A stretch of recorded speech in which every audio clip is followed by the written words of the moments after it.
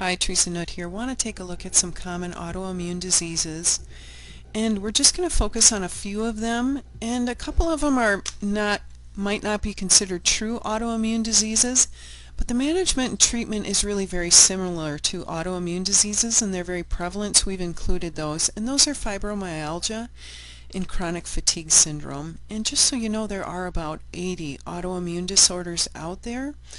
So just wanting to give you a broad brush overview of kind of the clump of autoimmune diseases and the common experiences, and then give you a few of the more prevalent ones and some of the things that are specific to those, so you have that as your background. So this is not meant to be at all the whole story. It's just really a slice.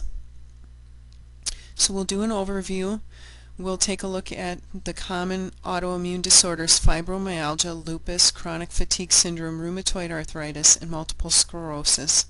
And then just talk about integrative approaches for autoimmune disorders. So the language used, although the jury's still out, is that for some reason the body's immune system attacks and destroys healthy body tissue by mistake. And the reason for this, really, the body's immune system does not recognize the cells as their own, which is why the body would attack healthy body tissue. So just know that. As I mentioned, there are more than 80 types of autoimmune disorders. It seems to be on the rise. So blood cells in your immune system protect against harmful substances like bacteria, toxins, cancer cells, and blood and tissue that is not your own. And the way they do that is to destroy these harmful substances. Well, sometimes your immune system starts to not be able to distinguish between your healthy tissue and these things from outside of your body that are not yours to have in the first place, or, quote, harmful substances. So what will happen is the body will start to destroy normal healthy tissue, much like it is some kind of a harmful foreign substance. Here's a list of common autoimmune disorders: Addison's, celiac disease, which is related to gluten, chronic fatigue, dermatomus. Well, I could go through saying them all, but I think I'll just let you read them all because I say them too fast. But there are thyroid things, and there is multiple sclerosis and other muscle disorders, and there's anemia and arthritis, and so it's kind of a cross-section of a number of different conditions and what's impacted.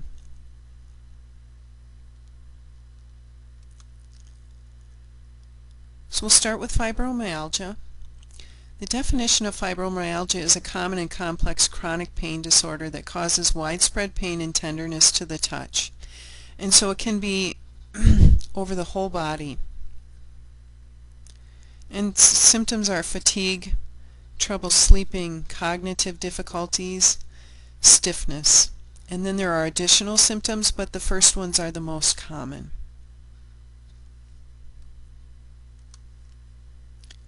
So self-care is a lot around mindset work, cognitive behavioral therapy, etc. Different ways to help calm the mind, because that has a huge impact on fibromyalgia. So stress reduction, gentle exercise, periods of rest, and having a plan for flare-ups. And just so it's clear, fibromyalgia can, for some people, have debilitating pain. So it can be, when I say a plan for flare-up, sometimes that means you absolutely have to be able to go lie down or stop what you're doing, etc.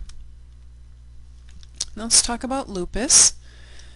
So that's a chronic autoimmune disorder, but it can damage any part of the body. So sometimes it's the skin, sometimes it's the joints, sometimes it's organs.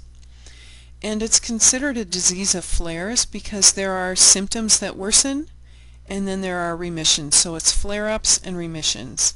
And people have treatment in response to this flare-up and remission cycle.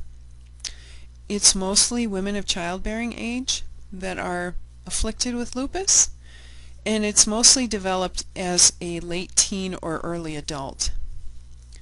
Symptoms are fatigued, unexplained fevers, hair loss, skin rash, pulmonary issues, so breathing problems, kidney inflammation, painful and swollen joints, digestive issues, thyroid changes, and dry mouth and eyes. And something I want to say about autoimmune diseases right here is that as you start to look at these, you can see why many of the symptoms overlap. So as a physician trying to diagnose, some of these autoimmune disorders are hard to differentiate, and a lot of the symptoms feel a lot like the flu or like something else similar to the flu. So it can be challenging to really pinpoint what's going on. So self-care for lupus, managing stress is huge, and they talk a lot about learning how to minimize obligations and delegate to others, but also relaxation techniques, some gentle movement, and having breaks as part of your day. So for exercise, it's gentle, low-impact movement. Taking care of the skin.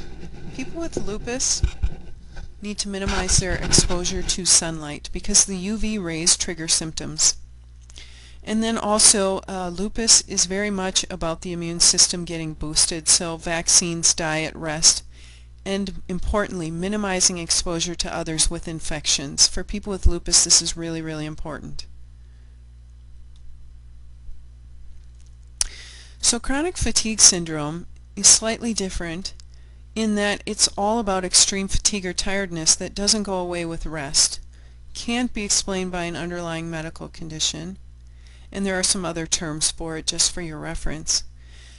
But they diagnose it if it's severe enough to interfere with your daily activities and lasts for at least 6 months, and is not curable with bed rest.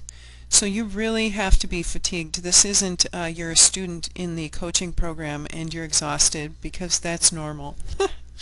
But there are also other symptoms that are included, and you have to have at least 4 of the following: loss of memory or concentration, feeling tired after a night's sleep, chronic insomnia, muscle pain, frequent headaches, multi-joint pain without redness or swelling, that's an important distinction, frequent sore throat, and tender lymph nodes in your neck and armpits. So self-care, again, stress management, stress management, stress management. With all autoimmune diseases, stress management is just going to be a key part of the self-care. And also sleep hygiene is important for chronic fatigue, because people will want to sleep during the day, and that can interfere with their sleeping at night, which just increases the cycle of fatigue. So they talk a lot about, in self-management of chronic fatigue, the sleep hygiene routine for bedtime, of trying to stay awake during the day and then really having a set routine at night to help get the person in a good place.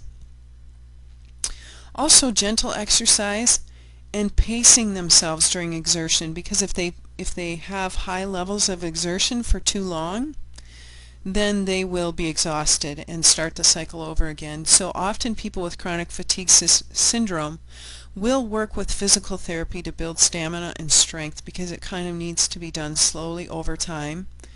And in doing so, that can help with their overall energy and hopefully decrease some of their fatigue. Certain triggers are huge for people with chronic fatigue, and those are alcohol, nicotine, and caffeine. Rheumatoid arthritis is obviously one of the smallest percentages of arthritis, but it can be a very debilitating condition. And it's an anti-inflammatory disease that causes pain, swelling, stiffness, and loss of joint function. Because again, the immune system is attacking the membrane lining of the joints. So it thinks for some reason that membrane lining is a foreign substance. And the symptoms may be mild to severe, so some people have very few symptoms. Others have periods of flares and remissions where it's really significant. But symptoms include tender, warm, swollen joints, fatigue, occasional fevers and loss of energy, and pain and stiffness lasting for more than 30 minutes in the morning or after a long rest. So you can start to see some of the distinctions between the autoimmune disorders as well. There are some distinguishing factors of the symptoms that are similar that help physicians with a diagnosis. Self-care, they do some joint splinting to help rest the joints. There are self-help devices like silver pullers or long-handled shoe horns to help with activities of daily living, getting on and off chairs, toilet seats and beds, etc. And as well as for joints, you want to be doing some activity. So for rheumatoid arthritis, there is a need for activity. It's again being careful about what kind and how much, and building in periods of rest. Stress reduction and nutrition are also critical for rheumatoid arthritis. Multiple sclerosis is a little different in that it's a disease of the central nervous system, so the cells that are getting attacked are within the lining of the central nervous system, and it disrupts the flow of information within the brain, between the brain and the body. And they call it an immune-mediated process. And that's not really, it's a medical term, but some of the autoimmune disorders, it's really about the attacking of things on something else, and this is more the immune system. There's a mediation process, meaning there's an abnormal response of the body's immune system against the central nervous system. So it's slightly different, which is why it's categorized slightly different. And so, to get into detail, within the central nervous system, the immune system will start to attack what's called the myelin sheath, which is a substance that surrounds and insulates our nerve fibers. And when that happens, scar tissue is formed, which is the sclerosis, and that is when the brain and the body start to not be able to communicate together like they're supposed to. So symptoms are very vague at times, but they can be fatigue, numbness or tingling of face, body, or extremities, weakness, dizziness and vertigo, changes in gait or just walking difficulties, spasticity, which is muscle stiffness or uncontrolled muscle spasms, vision changes, bladder and bowel changes, pain, changes in sexual function, changes in cognitive function, emotional lability, which means mood changes, irritability, uncontrolled laughing or crying, and depression. So a lot of different symptoms that are kind of weighed against each other to make this diagnosis of MS. And self-care, again, stress management is so critical, especially as things over time develop and they have the emotional component. Having stress management techniques is really important. Nutrition, there are certain supplements out there that are being researched for their ability to help with MS symptoms.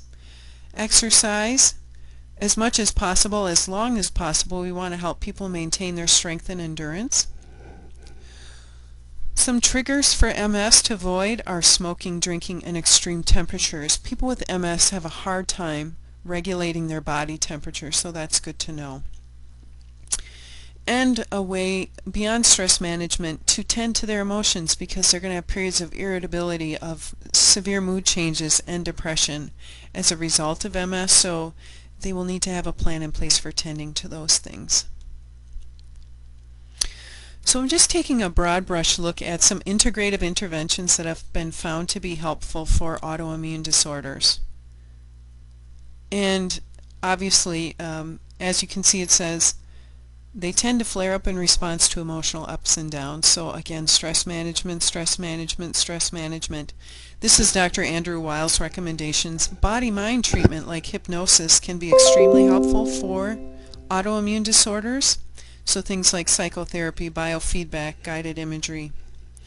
And then a practitioner of some kind of body of medicine that's beyond the traditional scope. So it might be homeopathy, Chinese medicine, Ayurveda, goodness, tongue-tied, Ayurveda, etc. Functional medicine, naturopathic doctors. So having a practitioner in the integrative setting can be super helpful for people with MS.